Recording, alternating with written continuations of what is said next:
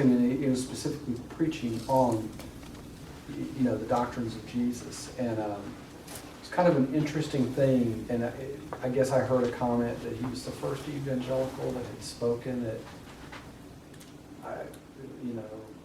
I don't know if it was at BYU, if he spoke at BYU. I think he spoke in the temple. Or in the temple itself. It was in the temple. Or was it the tabernacle? Well, it was the tabernacle. Yeah, because their temple, they're very exclusive. Yeah, in the tabernacle, which is somewhat more of a public location. Yeah. The temples, there's a temple up in DC, and once a year, I think it's open for the, what's the term? What do they call us? Besides heathen, what's something seekers, or well, it's like for the non-believers, I can't remember the way that they would say it, but you could go, but you're only allowed into still certain parts of the temple. You will never be admitted into the Holy of Holies or whatever they call that. You gotta have the handshake. Yeah, you're excluded specifically from doing that. And like you said, to do that, you've got to have your tithe, you've got to have your temple recommendation. You've got to be walking the walk of a very good Mormon to get to that level. Yeah. Very, very interesting perspective. Very good. Thank you, Brian. Thank you. That was very good. Very helpful. Good luck. Yes, you. we'll be. Yeah, and one of the things we pray for each other. Yeah.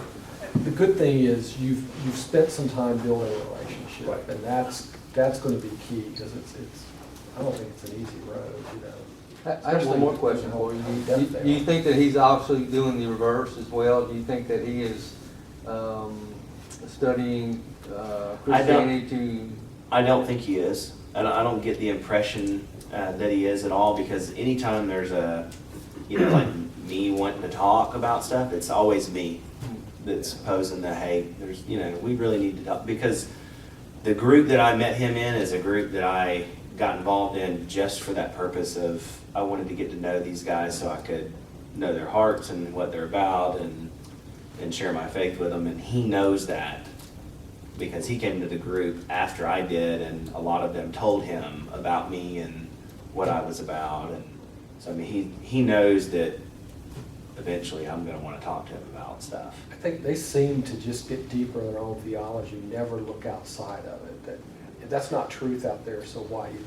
Well, they have their 2 years when they're teenagers, and that seems to end it, because all the Mormon men that I've known, worked with, had the opportunity to talk to, not one of them tried to really witness to me. It was me asking all the questions. Yeah. That's just like you're talking about. I got the 2 years of work in, and after that, I mean, they've done their duty, and there's no more that check. That's done. Now, what's the next? It's almost like a check-off system. And does that belief of the universal reconciliation kind of remove an urgency? Mm-hmm. Well, you're not going to get real glory, but it's not like you're being lost. yeah. I'm sure he feels that about. There's a little bit, to me, there's that sense that, when you blow an opportunity, there's one where I can go, I walked away from that going, whoa, hope he gets another, I hope God give him another chance. I know I blew it, but you wonder, you say, you're talking about eternity for someone, and you just blew it, and no, you're not just going to get you're not going to get to go to the resort. You're just not going to go all inclusive. It's like, no, we're still talking about heaven. Well, that's what I was going to make a point about that before, you talking about the universalism that they thought. That, how do you ask them, how do you know that you're saved? Because you're doing all these works and all this thing. Well, they're like, well, I'm doing the best I can. If I don't quite make the mark, I still get to go to a pretty nice place. So you don't have that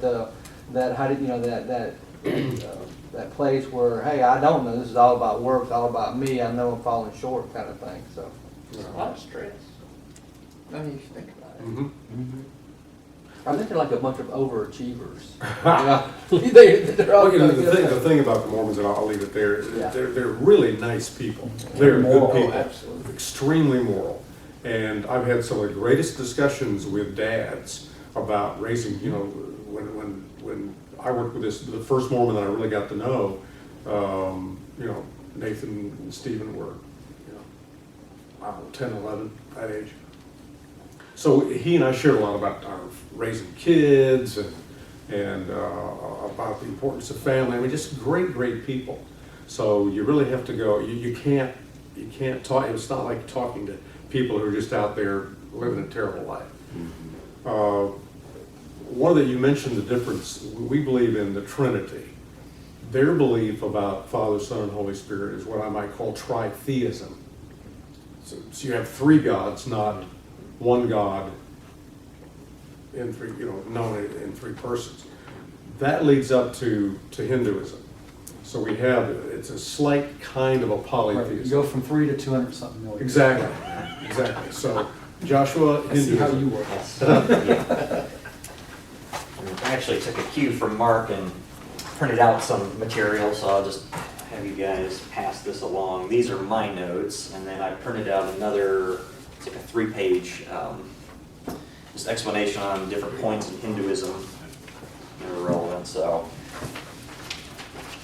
I think we went about 45 minutes on the first talk, so I'll try to keep it in the same time frame for the second. So yeah, just grab this. So I might write a few things on the board as we go. So I guess the first thing here, we just got done talking about Mormonism and any other worldview than Orthodox Christianity, and as we were talking about the concept of the Trinity, versus tritheism and all these different things. There are outliers even on what we consider things that broke off of Christianity, and of course they have their own culture. But Hinduism, in quite another material sense, has a completely different culture because it was born in India. And so that's very much different from the way that we live in the United States, in Europe, in most of the West. And we'll get to it, but basically that culture is founded on the caste system. So just some statistics real quick on the first page of the notes here. I just looked up the 2015 census information for India.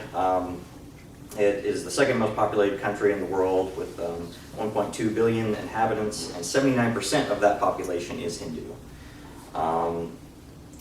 There are a large number of Hindu followers in the United States, UK, Australia, Canada, apart from other countries in the world.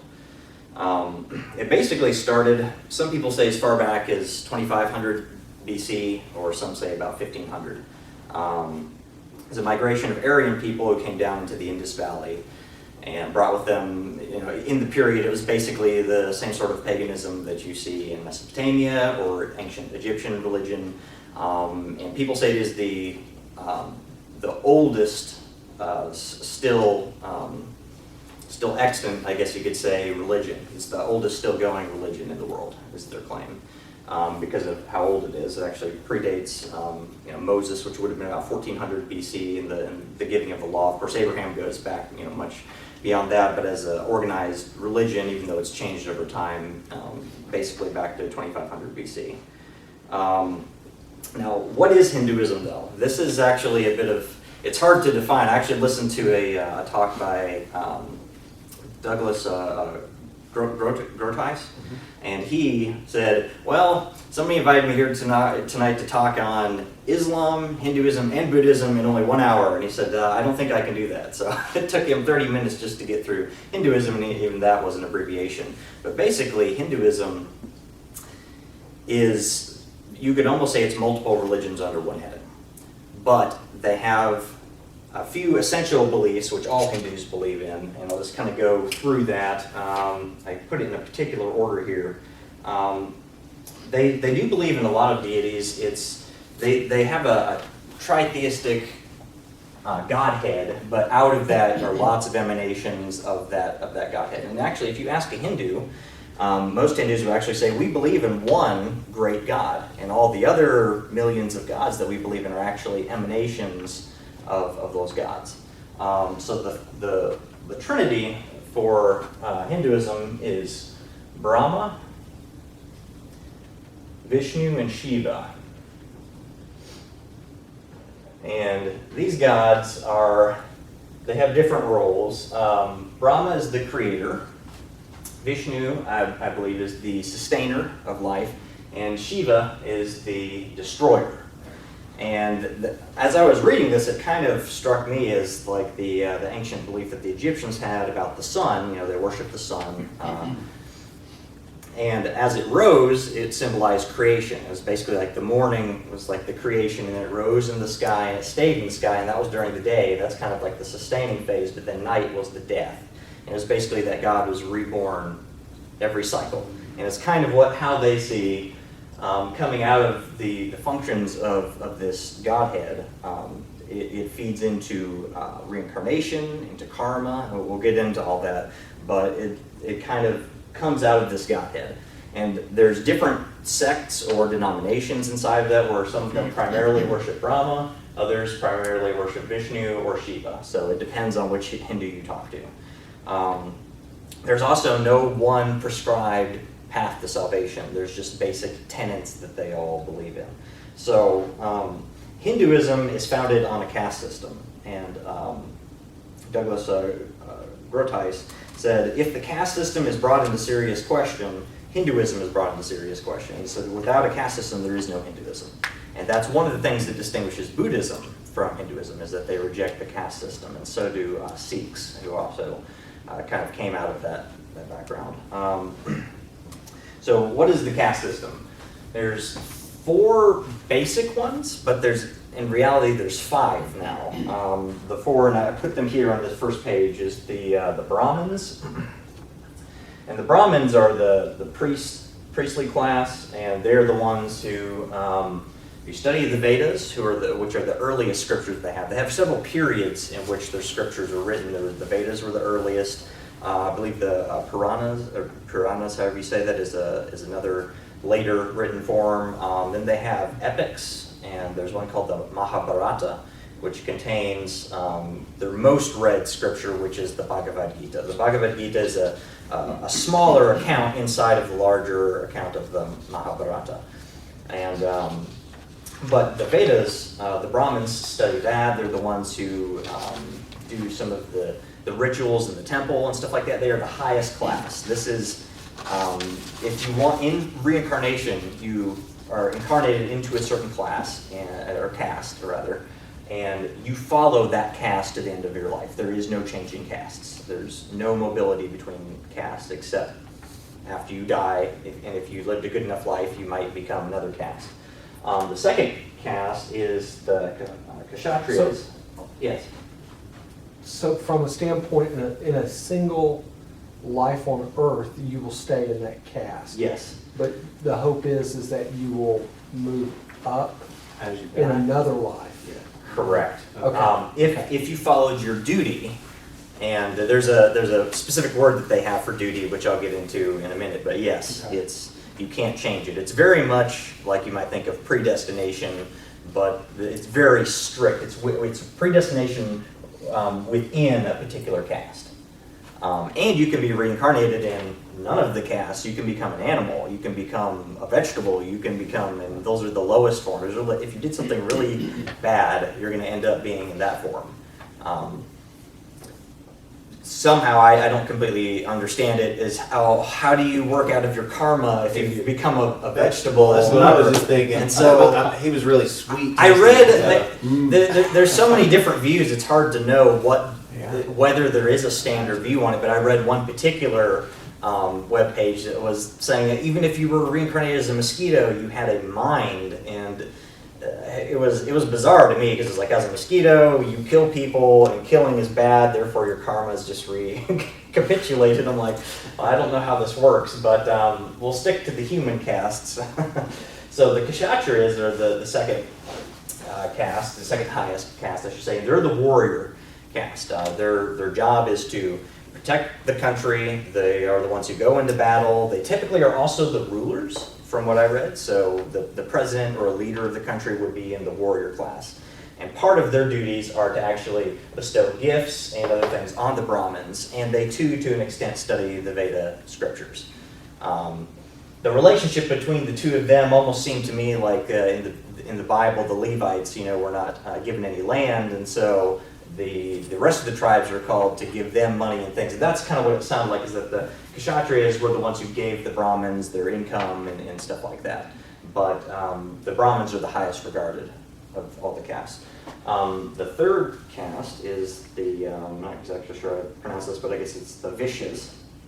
They're the merchants or the landowners, so they're the ones who do most of the commerce. I may be spelling this wrong. I've seen it without an H, but it sounded like it was pronounced Vishyas. So yeah, they're the merchants. And then I would say this is the lowest class, but there is a lower caste, which I'm going to get to, is the Shudras. The Shudras, or Sudras, are the workers. They're basically meant to serve the other three castes. I don't know the development historically of when this happened, but there's a fifth class, which translated means the untouchables. And the untouchables are basically seen as outcasts from any of the other castes. They're the ones who go clean up the cow dung. They do the most menial tasks, and they're discriminated against. There are certain rules of, if a untouchable goes to the house of one of the other castes, sometimes they won't allow them in their house. They'll give them, like not as good food. It's discrimination basically. And what's remarkable is almost 25% of the, I told you there's 1.2 billion inhabitants and 79% of that are Hindus. 25% of that are the untouchables. They're a large class, they're stuck there, and even though they're told that they're Hindus, they can't even go to the Hindu temples to worship. And so it's a very difficult situation for the untouchables. They recently, I say recently, probably in the last 100 years, renamed themselves because of their social status. And they've called themselves the Dalits, which means the crushed or the oppressed, because they're so mistreated.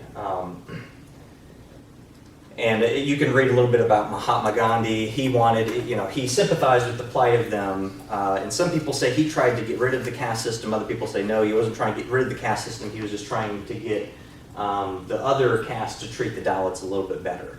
But in reality, the Dalits are realizing that there's really no hope for them in this whole karmic system of reincarnation and all this for them to work up. And so because of that, a lot of them are leaving Hinduism and converting to either Islam, Buddhism, or Christianity. But this is the kind of the social class that is the most oppressed, and also which happens to be the most reachable, because Hinduism is deeply cultural, but regardless of their spiritual beliefs, really the caste system is what drives every day, everything you do. It's the material of how it actually affects your life. And so these are the basis of the whole Hinduist belief and of the culture of India largely. So does anybody have any questions on that? Well, so I'm just surprised that, given this day and age, that people are willing to stay within those boundaries. So how's that reinforced? Well, so when you're born, you are told which caste you are in, and it is reinforced from birth. I mean, so you don't believe any other system, and basically, I don't know how this works, but with the belief in reincarnation, they say that you have previous lives. I don't know whether they teach it's possible to remember what you were in a previous life, but typically your karma determines what you will be the next time. So if you're in one of the lower classes, you're pretty much taught or led to believe that you led a bad life, or that you didn't fulfill your caste duty in a previous life, and therefore that's why you're suffering, or you're in the lower classes. And even though it's pretty good to even be up here in the upper, say you're a Kshatriya, you still want to go higher to a Brahmin. And now I'm about to get to the next level. This is the basis of living creatures here on Earth, but there's a goal beyond that you want to become one with Brahman, and I'll get to that in a minute. But yes. Basically, actually, that being untouchable, it's passed on, blamed on to the parents. Your parents did something wrong, and that's why you are in the untouchable, and you are following. And you're from India, right? Did you grow up? Yes. You grew up in India. One of the things I heard recently that really, and I think was it Robbie or somebody else that made a comment about it, and I think it makes a big difference when, you know, when I looked at this, because I kind of go, why would you stay there? Why, you know? But it's, one of the issues is because of this belief that you're there because of something you did, there's no desire for others to improve your lot. You know, you're almost like, well, why would even Gandhi wanted them to improve? You know, you're being punished by being placed where you are. Yeah. So it's kind of like when they look at it, you say, well, why don't you help someone who's in trouble? It's like, because this is karma being fulfilled. This is what they deserve. They're supposed to suffer. This is what's supposed to happen.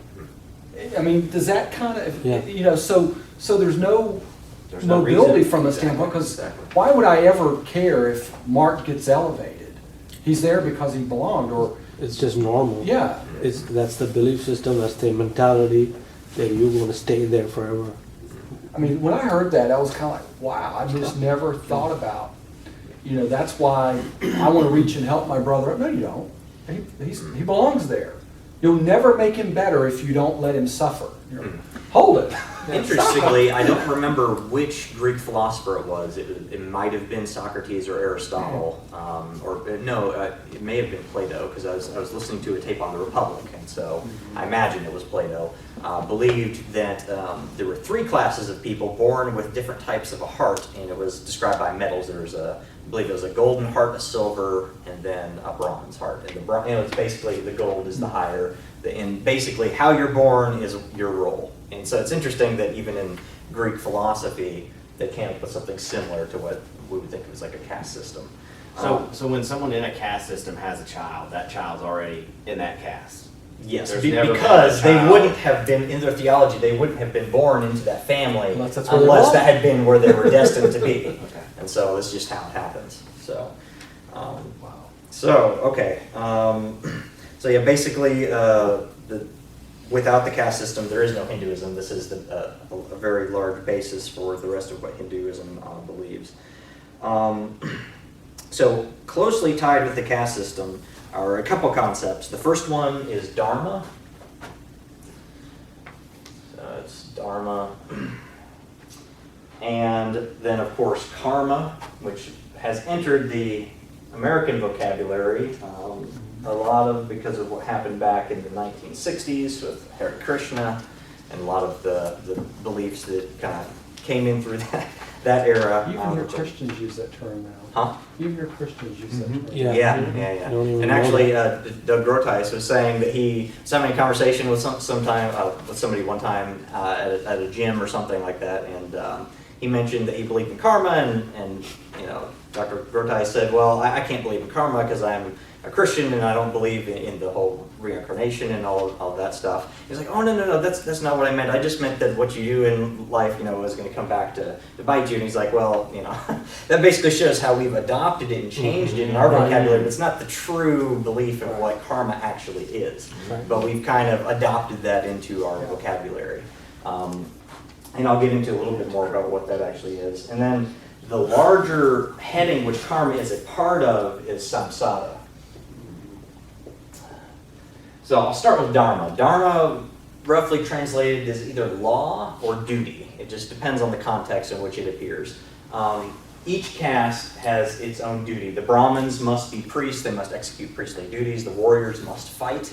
The subject of the Bhagavad Gita is basically, there's a warrior named Arjuna, and there's two warring clans which are actually related to one another. They're part of a larger family, and Arjuna looks at the opposing line of the enemy that they're about to fight and sees the faces of some of his family, his cousins.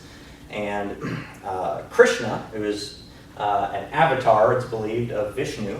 Vishnu has 10 avatars, that goes off into a whole other thing. It's not the same as incarnation. It's just kind of, it's hard to explain what an avatar is. But anyway, Krishna, who is a major god in Hinduism, Krishna is talking to Arjuna, telling him that killing his family because they're in the opposing army is actually his duty. It's his dharma.